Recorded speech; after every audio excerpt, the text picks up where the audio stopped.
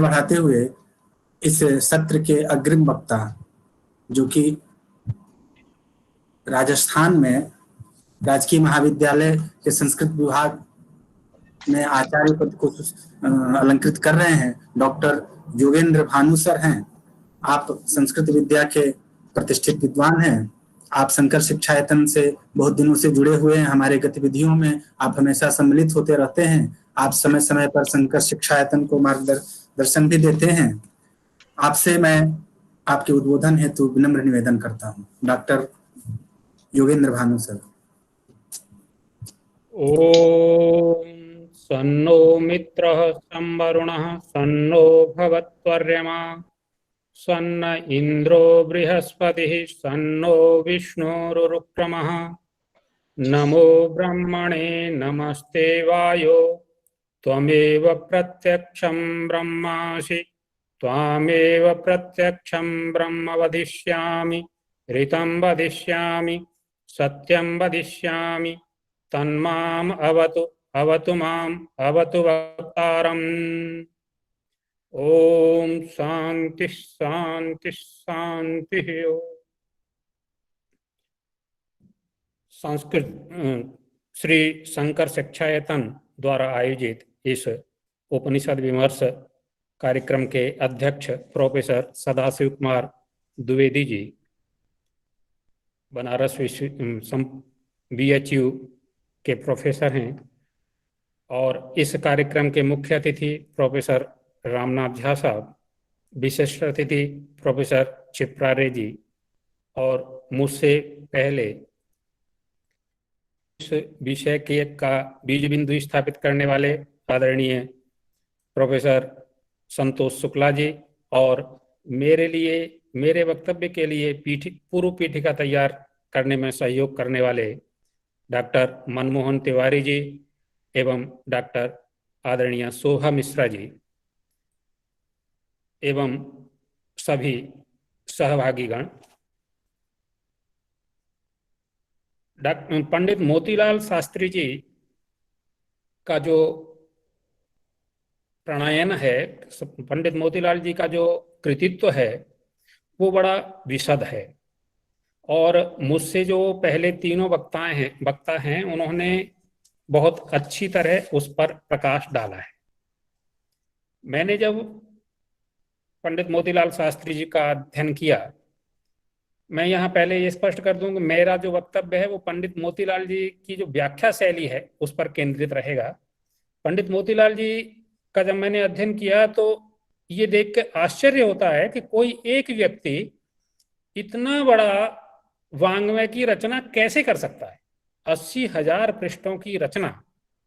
लेकिन मैं ये मानता हूं कि ये उन पर ईश्वर कृपा के साथ में उनके गुरु पंडित मधुसूदन ओझा जी की गुरु कृपा थी, उनका आशीर्वाद था। और उनके ग्रंथों को देखकर ऐसा लगता है कि जो ऋग्वेद में वेदवाणी कहती है उतत्व पश्यन्न दर्शेनम उतत्व शृण्वन्न शृणोत्येनाम उतोत्वस्वै तन्वम विसस्रे जाएव पत्युः उसति सुवासा, वह जो वाणी का जाएव पत्यु उसति सुवासा का स्वरूप है, वह वेद मंत्रों ने, ब्राह्मण ग्रंथों के वचनों ने, उपनिषद के वचनों ने पंडित मोतीलाल शास्त्री के समक्ष एकदम स्पष्ट कर दिया है। और इसलिए उनकी जो व्याख्या शैली है वो वास्तव में अद्भुत है।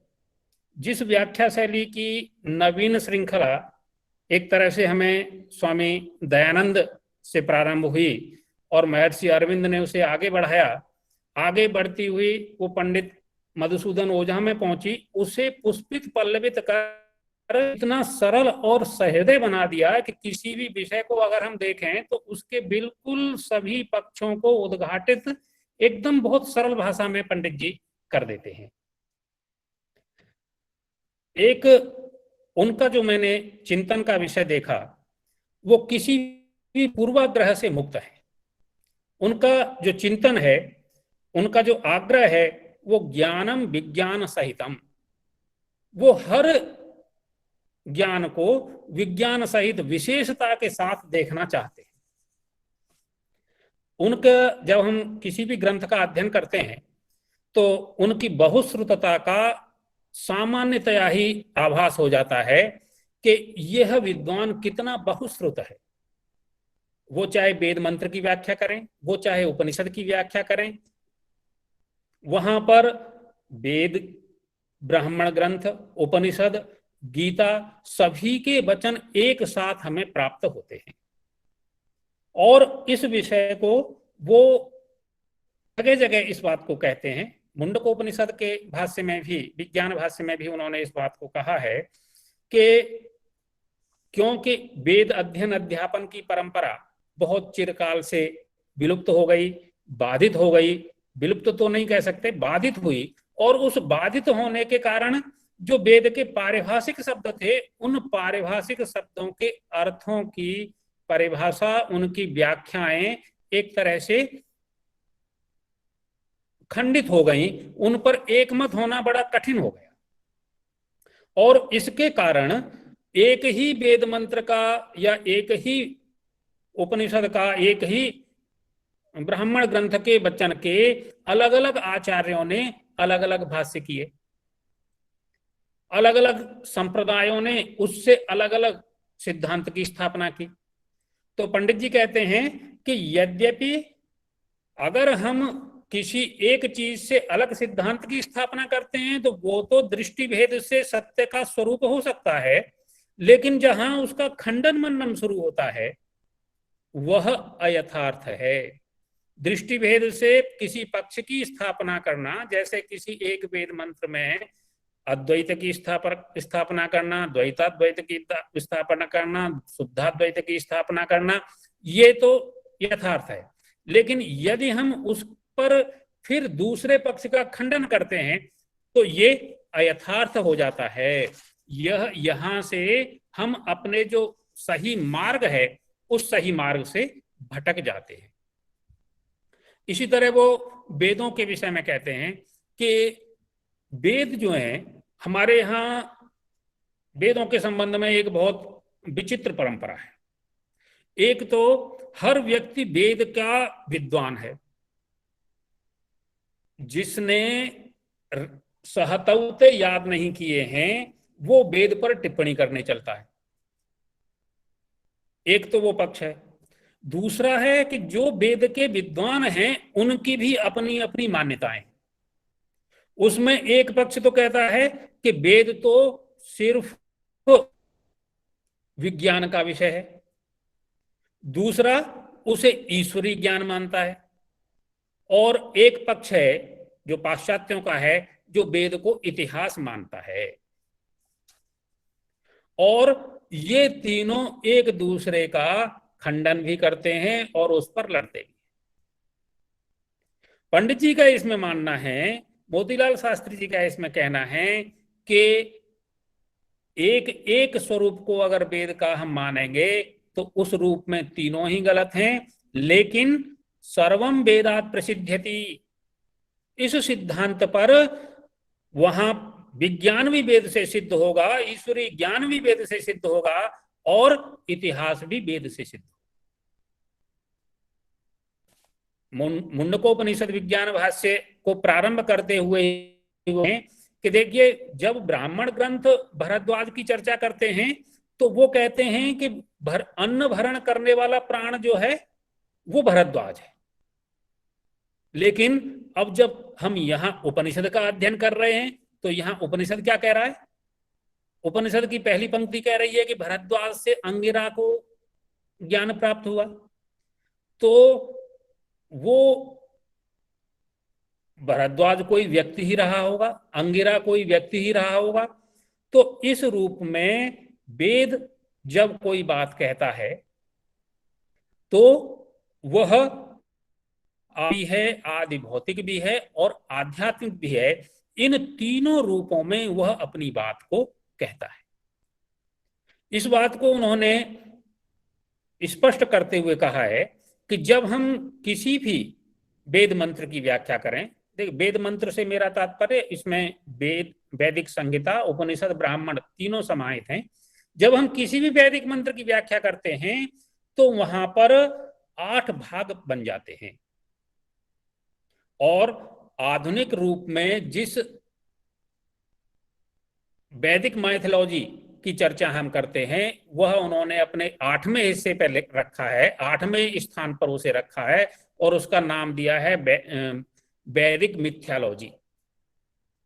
वो 8 भाग जब हम देखेंगे तो हमें प्राप्त होते हैं अधिदैवत, अध्यात्म, अधिभूत, अधिदैवत, अध्यात्म और अधिभूत, अधिदैवत, अध्यात्म, अधिदैवत, अधिभूत, अध्यात्म, अधिभूत, और 8वां है सर्वथा असत, सर्वथा कल्पित, जो है मिथ्यालॉजी या माइथोलॉजी। किसी मंत्र का अर्थ केवल अधिभूत होगा, किसी मंत्र का अर्थ केवल अध्यात्म परक होगा, किसी मंत्र का अर्थ केवल अधिदैवत होगा। लेकिन एक मंत्र ऐसा भी आएगा जिसका अर्थ अधिभूत भी होगा, अध्यात्म भी होगा और अधिभूत भी होगा। किसी में केवल अधिदैवत अध्यात्म होगा, किसमें अधिदैवत अधिभूत होगा, और कभी केवल अध्यात्म और अधिभूत होगा। और कभी कभी मंत्र का ऐसा अर्थ भी होगा जो पूरी तरह असत पर आधारित होगा, जो पूरी तरह कल्पना पर आधारित होगा, जैसा कि हम वैदिक माइथोलॉजी में अनेक प्रकरण देखते हैं। इस तरह उनका जो प्रवचन की शैली है, उनकी जो व्याख्यान की शैली है, वो एकदम व्यवस्थित शैली है, विज्ञान सहित है। उनका जो ज्ञान है वो विज्ञान सहित है। जब वो पहले मंत्र की व्याख्या कर रहे हैं तो कह रहे हैं कि पहले मंत्र में ही देखिए, यहां जो मैंने 8 भाग किए हैं, इन 8 भागों में से चौथा प्रकार है, उसका प्रयोग, यह उसका उदाहरण है। इसके तीनों अर्थ होते हैं, अधिदैवत अर्थ भी होता है, अध्यात्म अर्थ भी होता है और अधिभूत अर्थ भी होता है। शास्त्रों के प्रति उनका आग्रह बहुत है, जैसा कि आदरणीय मुझसे पूर्व वक्ता आदरणीय सुहा मिश्रा जी बता रही थी कि वो कहते हैं कि हो सकता है तुम्हें कोई चीज गलत लगे, लेकिन तस्मा शास्त्रम प्रमाणन्ते। वो मानते हैं कि शास्त्र जो है वो तुम्हारे लिए हर समय प्रमाण है। मैंने जो अध्ययन के लिए जो बिंदु कुछ देखे, जैसे मैं हमारे संतोष जी जानते हैं, मैं आर्य समाजी परंपरा से हूं, तो मैंने अपने अध्ययन के लिए जो प्रथम मुंडक के द्वितीय खंड में यज्ञ की प्रक्रिया आई है, उस यज्ञ की प्रक्रिया का अध्ययन किया, तो वहां पर उसका अध्ययन करने के बाद मैं एकदम अचंभित हूं। इतना विस्तार से जब मैंने अध्ययन किया तो मुझे लगा कि अब तक हम जो यज्ञ कर रहे हैं, हम जो हवन कर रहे हैं, वो तो केवल अगर महर्षि दयानंद सरस्वती की भाषा में कहें तो पर्यावरण की शुद्धि कर रहे हैं, उसका कोई आध्यात्मिक अर्थ तो है नहीं। एक बार कौशिकी ब्राह्मण का मैं अध्ययन कर रहा था, वहां भी एक बार मुझे थोड़ा झटका लगा था। वहां भी कहा गया है केवल सूर्योदय और सूर्यास्त के समय दी हुई आहुति ही आदित्य को प्राप्त होती है। शेष समय के जो आहुतियां हैं, वो जो ब्रह्मा जी के 2 श्वान विचरण करते रहते हैं, वो उनका उपभोग करते हैं। पंडित मोतीलाल शास्त्री जी ने जब यहाँ पर त्रेतायाम तदेतत् सत्यम मंत्रेषु कर्माणि कवयो यान्यस्मन् पंचस्तानि त्रेतायाम बहुधा संततानि, त्रेता युग में जो बहुधा संतित कर्म थे, उनकी जब चर्चा की है, तान्याचरथ नियतम सत्य कामा एषवः पंथा सुकृतस्य लोके। तान्याचरथ, उनका आचरण कीजिए, क्योंकि ये तुम्हारे सुकृत के लिए सबसे सरल उपाय हैं। तो उसमें वो कहते हैं यज्ञ दान तप कर्म न त्याज्यम कार्यमेव तत्। यज्ञ दान और तप ये कभी भी छोड़ने नहीं चाहिए, ये तो हमेशा आपको करने ही हैं।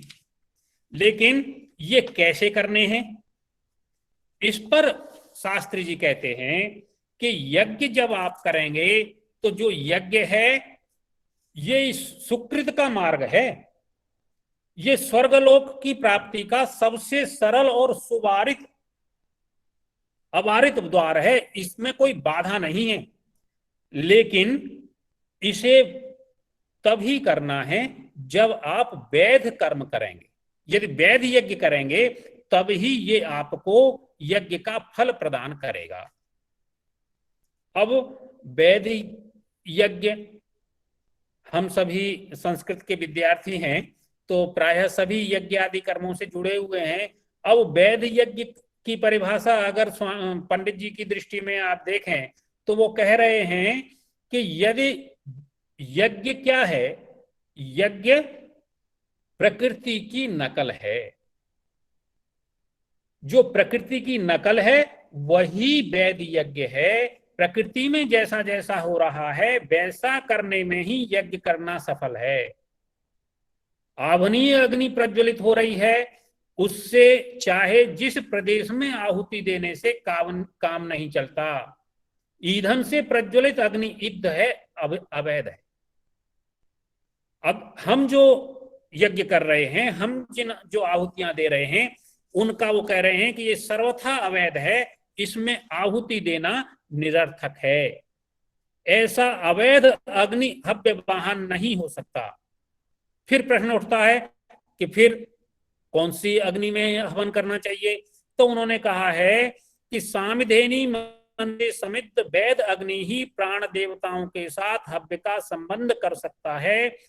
अग्रणी मंथन द्वारा अग्नि प्रकट करो, यथा विधि से गार्हपत्य में उसे प्रतिष्ठित करो, उसके अनंतर आवनीय में उसका प्रणयन करो। आवनीय में प्रतिष्ठित अग्नि को सामधेनी मंत्रों द्वारा प्रादेशित 11 सामिधेनी समिधाएं डालकर उसे समिद्ध बनाओ, तब हव्य वाहन बनाओ। ऐसी अवस्था में जब यह अग्नि प्रज्वलित होगी तब उसमें पहले प्रयाज की आहुतियां दीजिए, फिर उसके बाद फिर मध्य में प्रमुख देवता की आहुतियां दीजिए, अंत में जब आप अनुयाज की आहुति देंगे तब ही वो आपका प्राप्त हो सही रूप में यज्ञ होगा। अन्यथा यदि आप यदि इस विधि से यज्ञ नहीं कर रहे हैं तो वो बिल्कुल शुद्ध भाषा में कहते हैं कि आपके द्वारा घी खोपरा और सामग्री की दी हुई आहुति सर्वथा व्यर्थ है। ये उनकी व्याख्या पद्धति का एक मैंने आपको उदाहरण प्रस्तुत किया कि जब वो यज्ञ की चर्चा कर रहे हैं तो यज्ञ के स्वरूप को उन्होंने पूरी तरह से उद्घाटित किया है।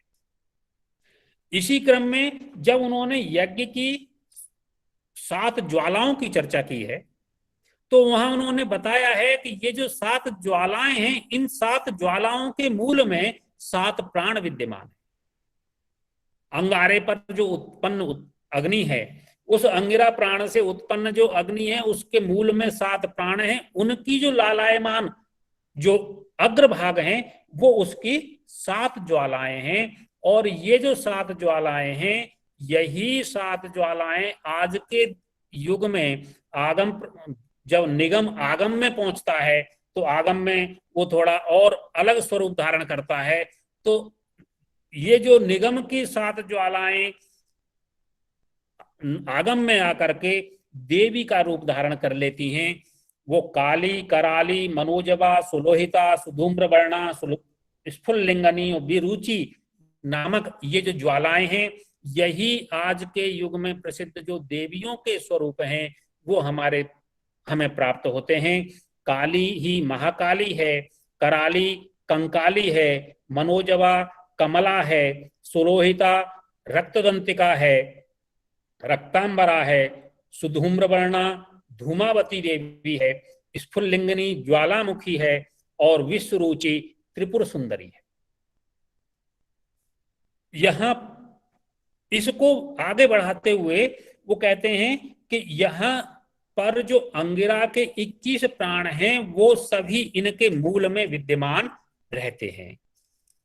तो जब पंडित जी किसी चीज की व्याख्या कर रहे हैं तो उस व्याख्या को वो पूरी तरह, जैसा हमारे आदरणीय शोभा मिश्रा जी बता रही थी, बिल्कुल सरल ढंग से पूरी तरह उसे उद्घाटित करके रखती हैं। क्यों? आगे उन्होंने 5वें मंत्र की व्याख्या में फिर कहा है कि इन ज्वालाओं में दी हुई आहुति यदि किसी भी तरह से अपूर्ण रहती है तो वह हमें नुकसान पहुंचाती है, हमारी हानि करती है। लेकिन अगर यथाविधि से इन सातों में आहुति दी जाती है तो ये ज्वालाएं उस स्थान पर ले जाती हैं जहां पर देवताओं का एक अधिपति रहता है, असपत्न अधिपति रहता है। और ये एक अलग प्रसंग है कि वहां उस समय वो स्वर्गस्थ जो आत्माएं हैं वो उस यजमान का आह्वान करती है।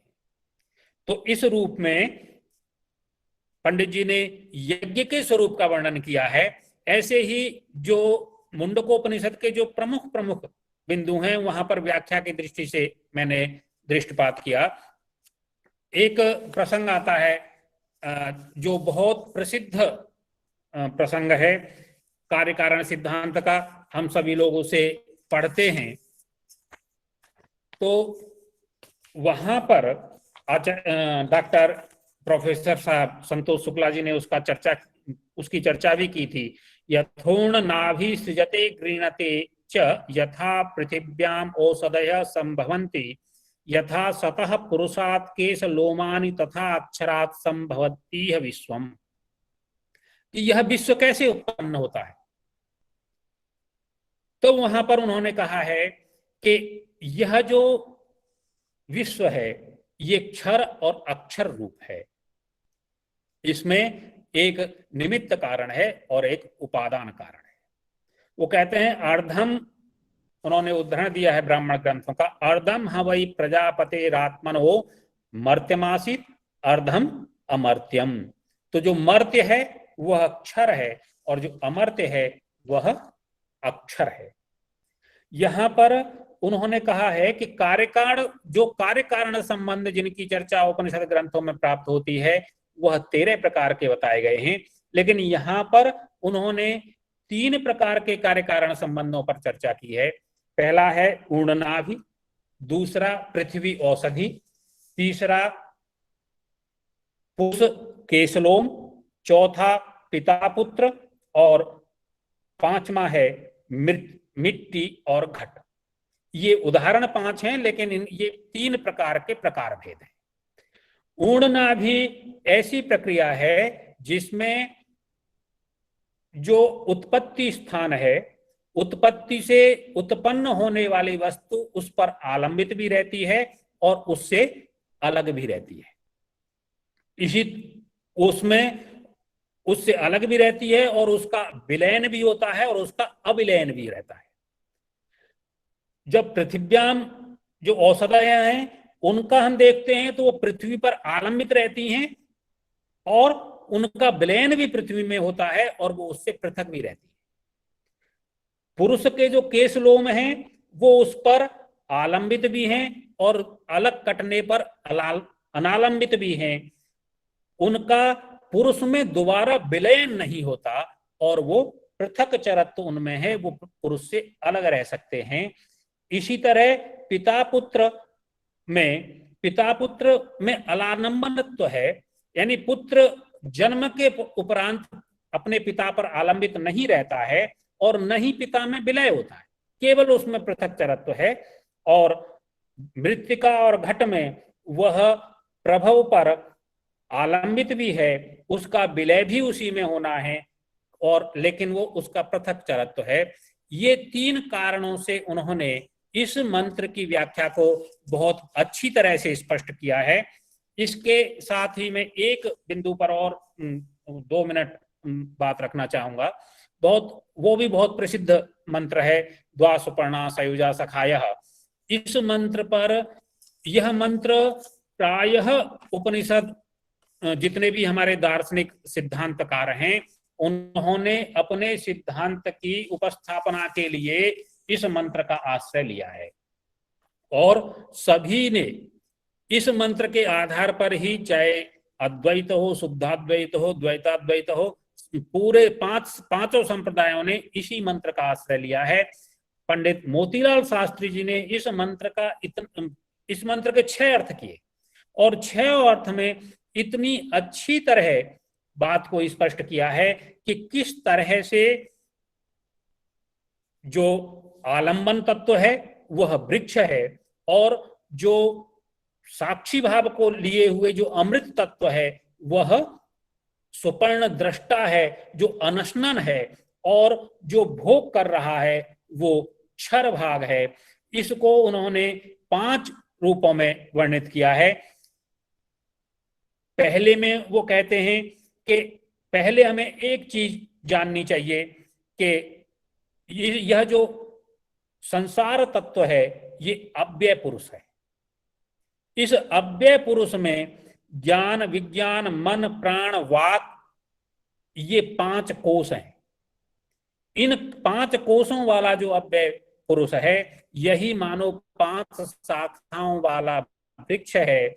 इस वृक्ष पर, जैसा कि हमने पहले कहा था, अर्धम वै प्रजापतिरात्मनो मर्त्यमासीत अर्धम वै अमर्तम, तो इसमें जो अमर्त है, जो मर्त्य है वो क्षर है और जो अमृत है वो अक्षर है। इस अव्यय वृक्ष के पंचकोशात्मक अव्यय वृक्ष की 5 शाखाओं पर ही ये क्षर और क्षर सुपर्ण विद्यमान हैं। ये दोनों ही इस पर बैठे हुए हैं। क्षर जो है जगत का उपादान कारण है और अक्षर इस जगत का निमित्त कारण है।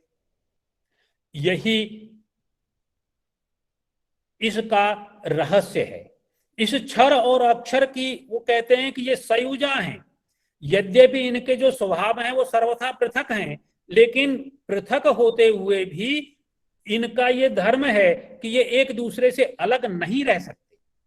ये अगली व्याख्या में उन्होंने बताया है कि जैसे उन्होंने अगली व्याख्या में कहा है कि महदक्षर वृक्ष है और विज्ञान और प्रज्ञान उसके 2 सुपर्ण हैं। अब ये जो विज्ञान है ये सूर्य से संबंधित है और प्रज्ञान सोम से संबंध है। तो जो सूर्य है वो विस्कलन प्रधान है, वहां किसी की प्रतिष्ठा नहीं हो सकती है, और जो सोम प्रधान है वो अपने इसकी स्नेहन के कारण वहां पर उस समस्त वासनाएं उससे जुड़ती रहती हैं। लेकिन ये जो सूर्य और चंद्रात्मक विज्ञान और प्रज्ञान है ये परस्पर विरोधी स्वभाव के होते हुए भी सहयुजा हैं। ये दोनों साथ साथ उत्पन्न होते हैं। सवा एषः प्रज्ञानात्मा विज्ञानात्मा संपरिस्वक्तः। ये जो विज्ञानात्मा और प्रज्ञानात्मा हैं ये साथ साथ ही रहती हैं, संयुजा हैं। इस तरह से पंडित जी ने बहुत ही विद्वत्ता पूर्वक और बहुश्रुतता के साथ, निरुक्त में कहा गया ना विभेत्य अल्पश्रुतात् वेदः, तो निश्चित रूप से जब वेद भी अपनी व्याख्याओं का दर्शन करता होगा तो प्रसन्न होता होगा पंडित जी के व्याख्याओं के दर्शन से। बहुत बहुश्रुतता के साथ में उन्होंने अपने पक्ष को रखा है और उस पक्ष को रखते हुए ये उनका वैशिष्ट्य है कि उन्होंने किसी भी संप्रदाय का समर्थन नहीं किया है। वो केवल ज्ञान, और कैसा ज्ञान, विज्ञान सहित ज्ञान की चर्चा करते हैं। निश्चित रूप से ये जो पंडित जी के भाष्य हैं ये अध्ययन करने योग्य हैं, शोध के लिए के योग्य हैं। और ये मैं इस बात के लिए शिक्षायतन के न्यासी गणों का, शंकर शिक्षायतन के जो हमारे सूत्रधार के रूप में बैठे हुए हैं प्रोफेसर संतोष शुक्ला जी को धन्यवाद देना चाहूंगा कि वो इस और गूढ़ विषयों के इतने सरल पक्ष को उद्घाटित करने वाले विषयों को हमारे समक्ष रखते हैं और हमें उनके अध्ययन का अवसर देते हैं। इनका बहुत अध्ययन हो। मैं सभी का एक बार पुनः धन्यवाद व्यक्त करता हूं और मुझे बोलने का अवसर दिया इसके लिए आप सभी को एक बार पुनः धन्यवाद। नमस्ते। बहुत बहुत धन्यवाद सर। आपने बहुत कम समय में अनेक विषयों को हमारे समक्ष रखा। आपके प्रतिपादन से हम बहुत बहुत लाभान्वित हुए। मैं इस सत्र के अंतिम वक्ता के रूप में डॉक्टर धनंजय वासुदेव द्विवेदी सर, जो कि डॉक्टर श्यामा प्रसाद मुखर्जी विश्वविद्यालय के संस्कृत विभाग में आचार्य हैं, आपसे इस निवेदन के साथ कि सर हमें थोड़ा समय का अभाव है, तो हम समय को ध्यान में रखते हुए 10 से 12 मिनट में अपने व्याख्यान से हमें अनुग्रहित करें। डॉक्टर धनंजय वासुदेव द्विवेदी।